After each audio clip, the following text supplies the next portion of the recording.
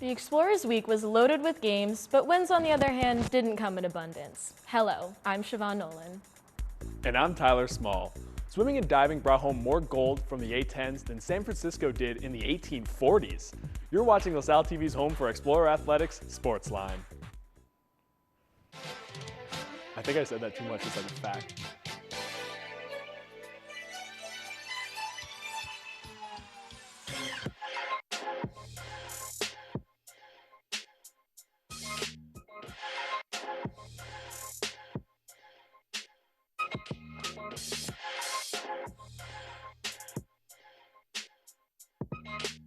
See you. Welcome to Sportsline. Izzy Clark got a chance to sit down with softball's own Emily Conaway for this week's On the Sideline.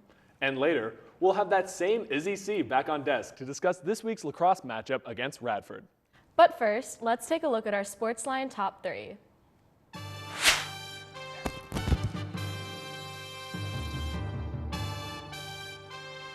Number 1, 2 LaSalle baseball players were honored with weekly awards.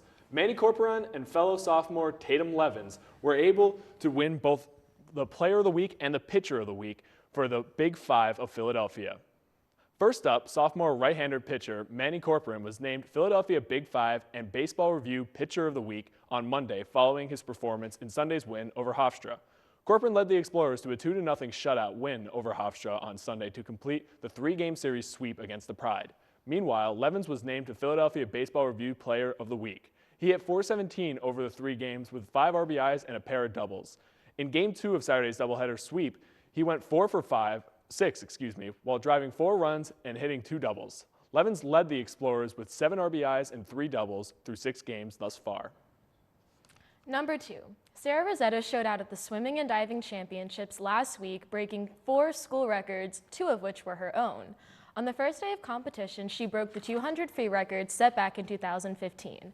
Next, she broke her own record set in December in the 200 individual medley. On day 3, she broke another one of her records in the 400 individual medley.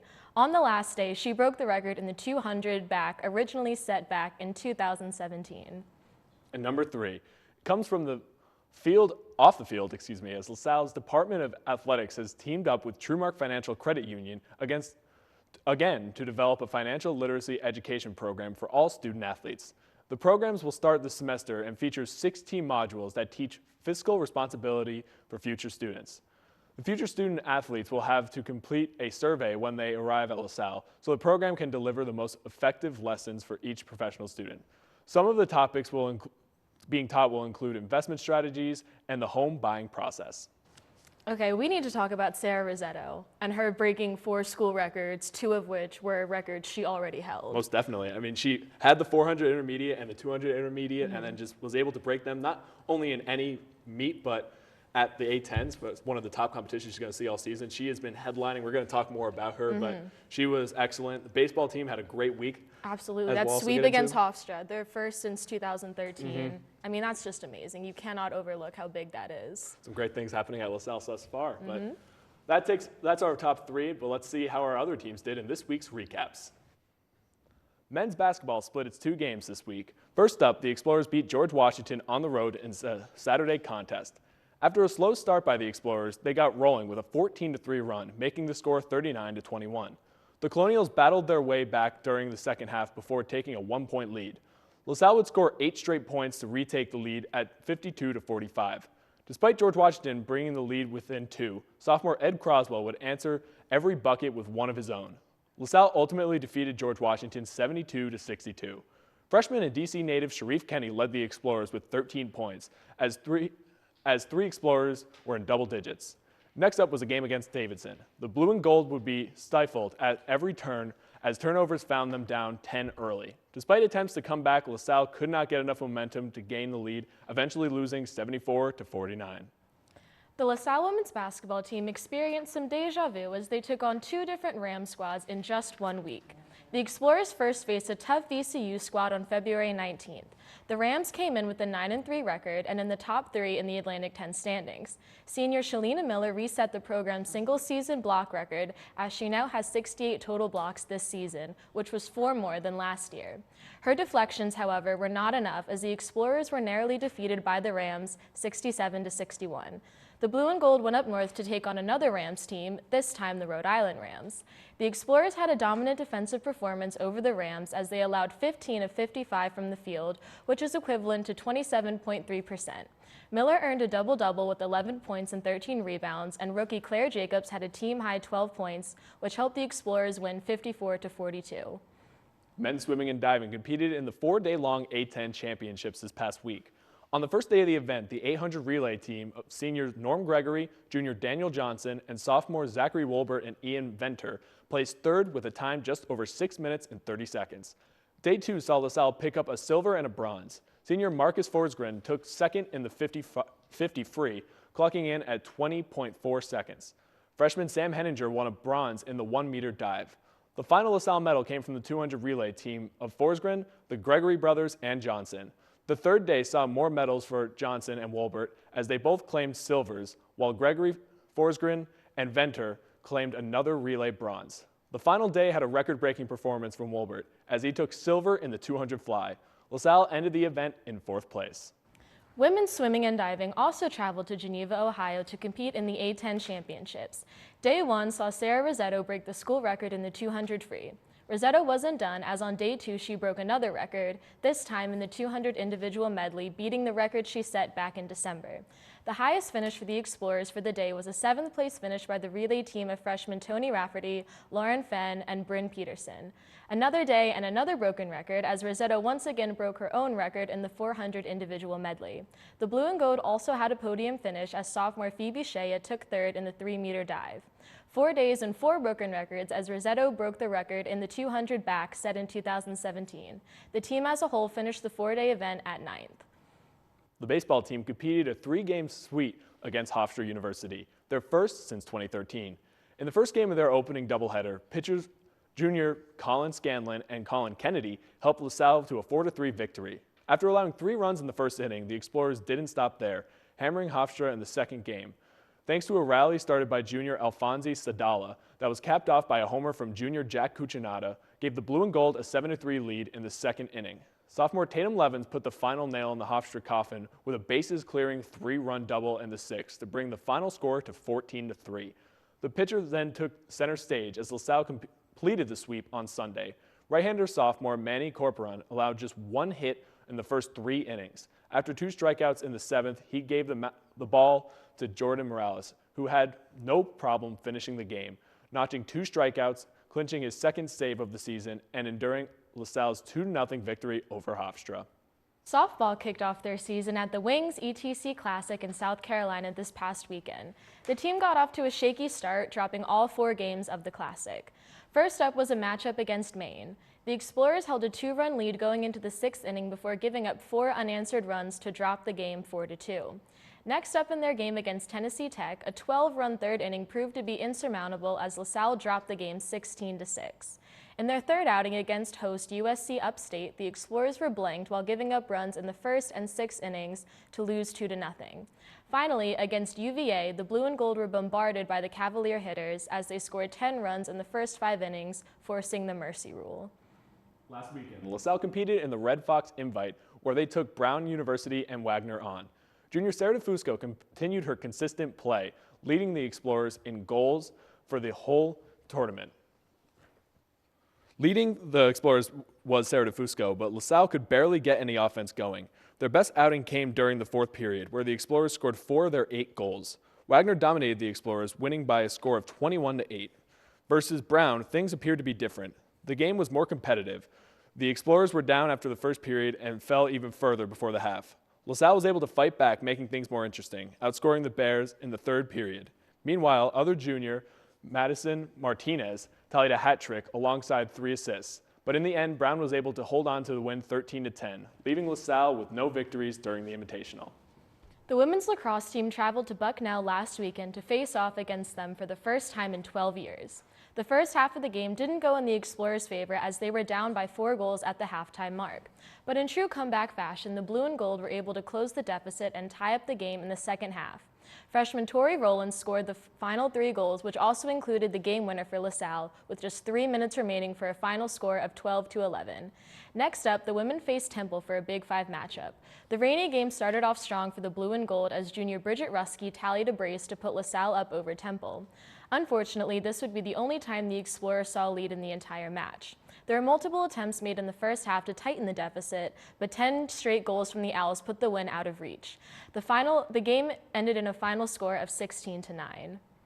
The men's tennis team had 3 matches over the past weekend. First at Bucknell, which they would drop 4-0. The next day, they would have a much closer contest against Marist, which they would drop by just 1 game, with a final score of 4-3. The doubles team of Rogelio Gonzalez and Connor Merrill would dominate with a 6-0 victory, alongside a 6-3 win with Gage Sanchez and Andrija Bozovic. Sanchez would be the lone victor in singles play as well. Finally, the Explorers would face Merrimack on Sunday, which they dropped also 5-2. Sanchez and Lucius picked up the singles victories in the loss. The women's team also faced Bucknell and Marist, but ultimately faced the same results as the men's team.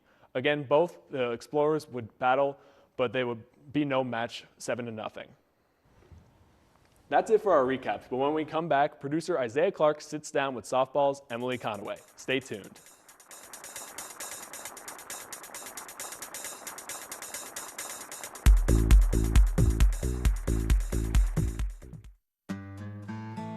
This is Kevin, and Kevin could use some kindness. Here's Ian. He could be that man.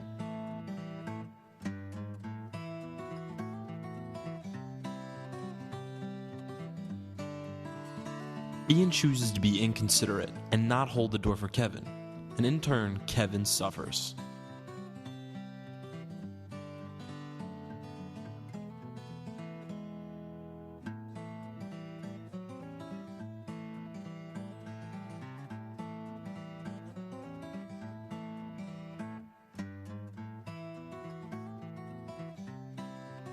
Kindness may be a choice, but doing so is always the right one.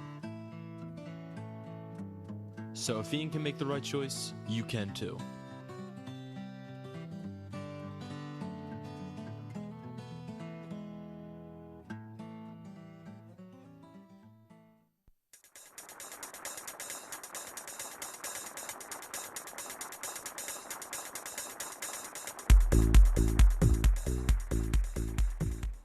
Welcome back. Earlier this week, SportsLine producer Isaiah Clark sat down with Emily Conaway. Take a look.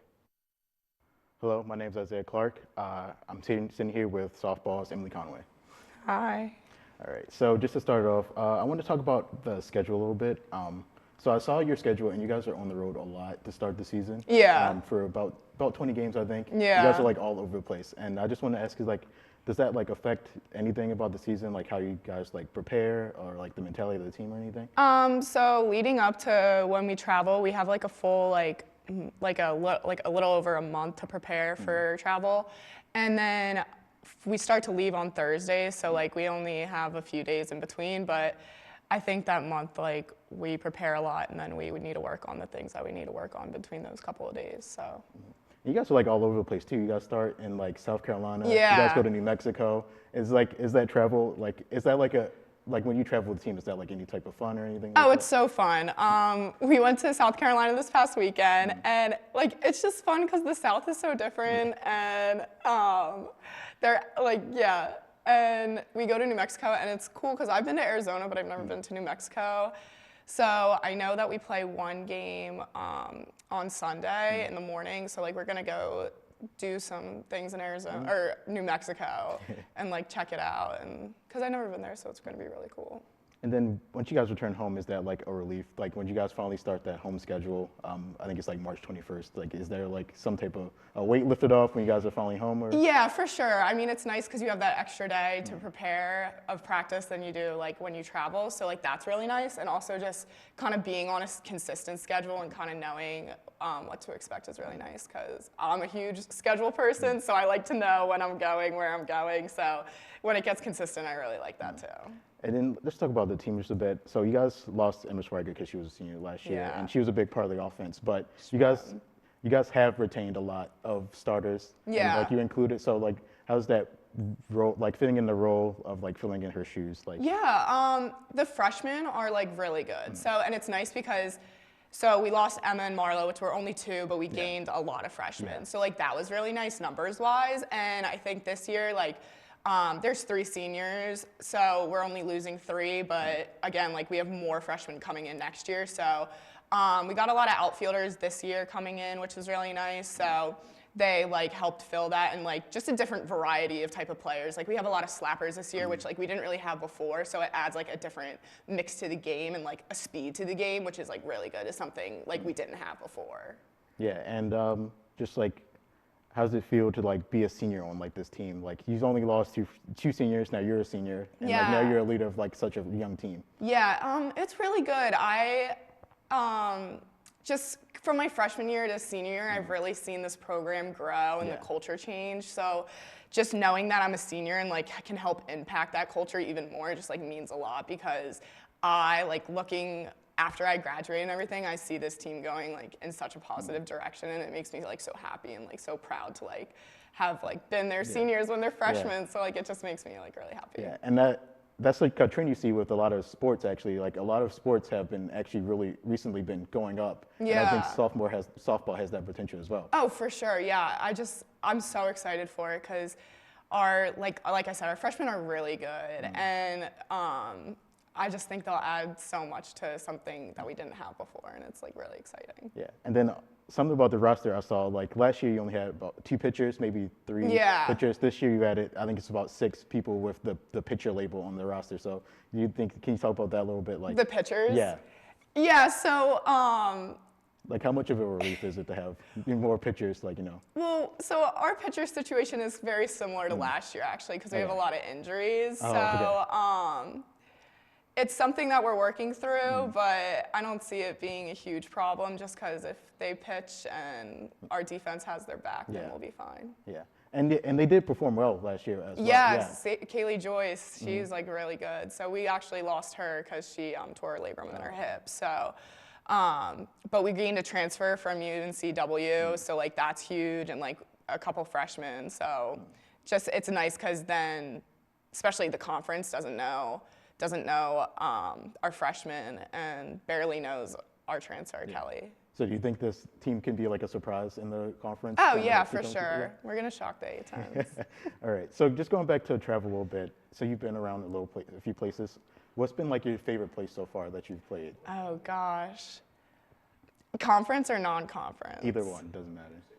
Probably out of everything, just GW. I love their field. It's so pretty, it's so big, and it's so just cute, but we've traveled so many places.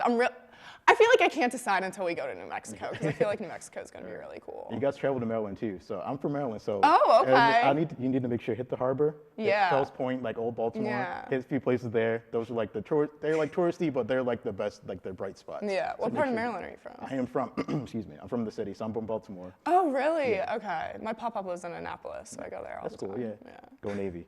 All right. So going back to the team a little bit. So how's it feel? You know, you're senior and you have a lot of freshmen. Do you think you're more of a mentor role, like taking more of a mentor role to those people? Like, how have you been like filling in for that?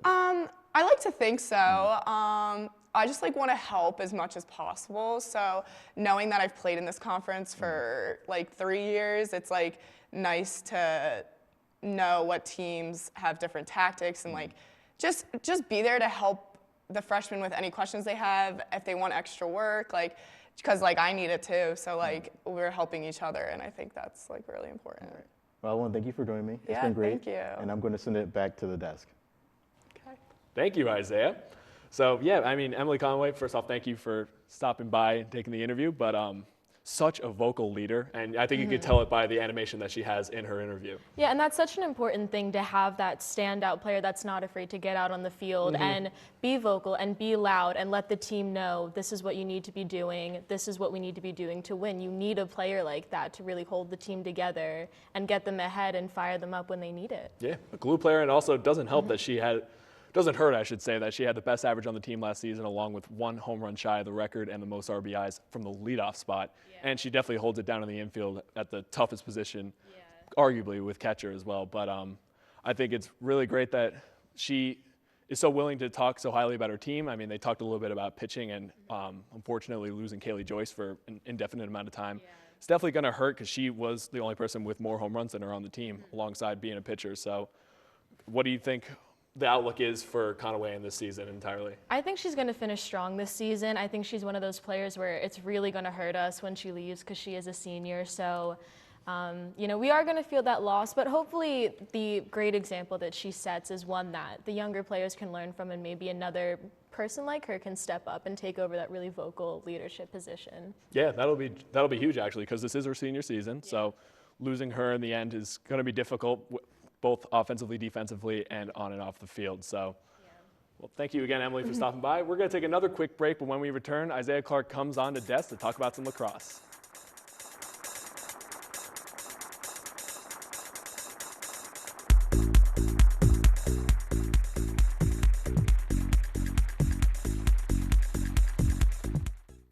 Oh my God, I swear, these sports show hosts just get dumber and dumber as time goes on. Like, I can't believe people are actually paid money, real money, more than what I make at my job to say this stupid stuff. Like, I can't believe this crap. Oh my gosh. I'm about to lose it. Like, this is just, how can they even, Hey, what you doing? This stupid sports show. These people have no idea how the game of basketball is played. Not at all. Hey, you're not you when you don't watch LaSalle TV. Here, let me show you. Have much more left, but the only reason why for everyone else it's a one-year rental. Philadelphia here on the South TV. I'm your host. All that coach. Feel better now? Better. You're not you when you're not watching LaSalle TV. To stay up to date, follow us on Twitter, Facebook, and Instagram.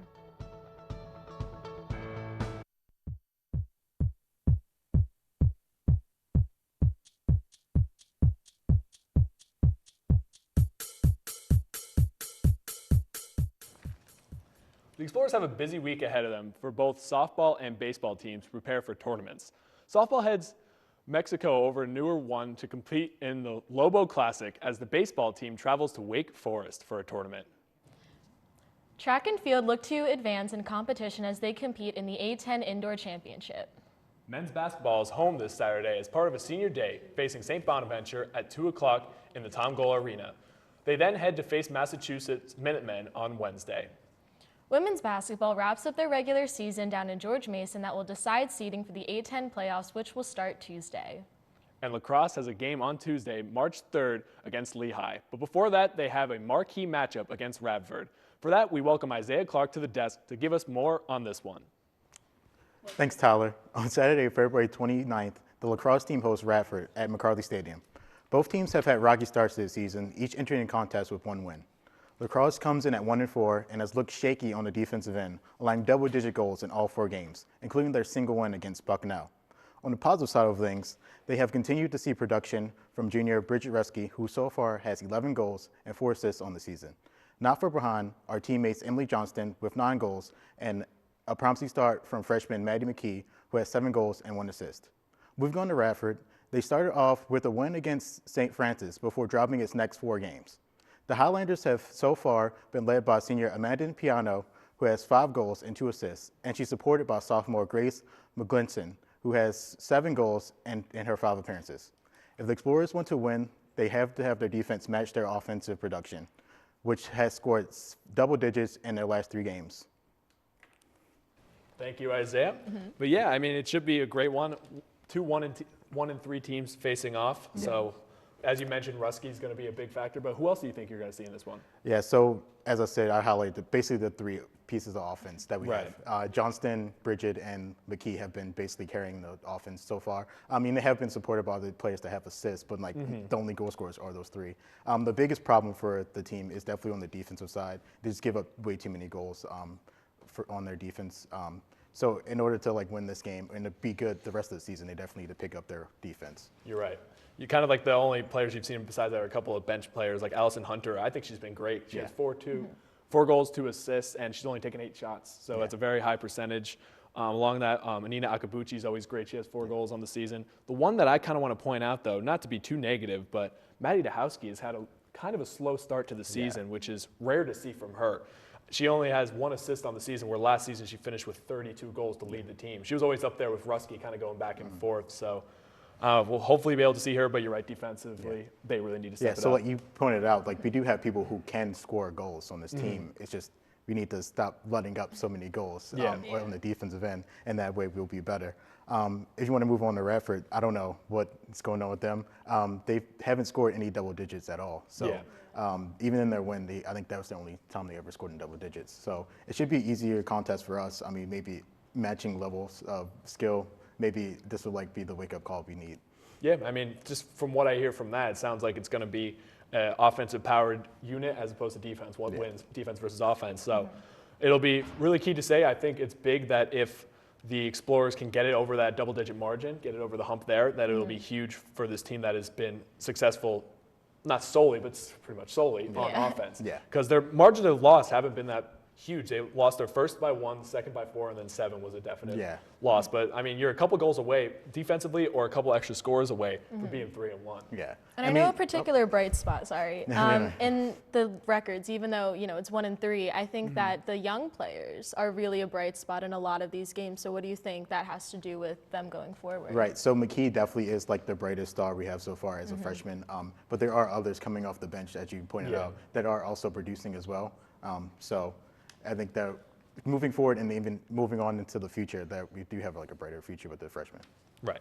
So I think it's just about time for us to start with our picks. Siobhan, do you want to kick us off? I'm going to go for a LaSalle win. I think that they're going to go 9-6. These teams have very similar records, so I think we can pull out a win, but I think it is going to be pretty close. Yeah, I agree with you. I think the Blue and Gold take this one 14-9. I think they get over that double-digit margin, and they're able to beat the great defensive team of Radford. Yeah, so I still don't see the defense coming up as good as they are, being as good as the defense. So I do have them winning, but still giving up double-digit goals, and we have them winning 12-10 for LaSalle.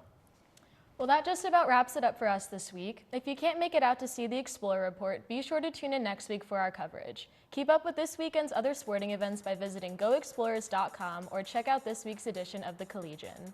Also, check us out on Facebook at facebook.com/LaSalleTV and on Twitter at SportsLineLTV. We welcome you to send your thoughts and suggestions there. For Isaiah and our SportsLine team, I'm Siobhan Nolan. And I'm Tyler Small. Thanks for joining us, and we'll see you at the game.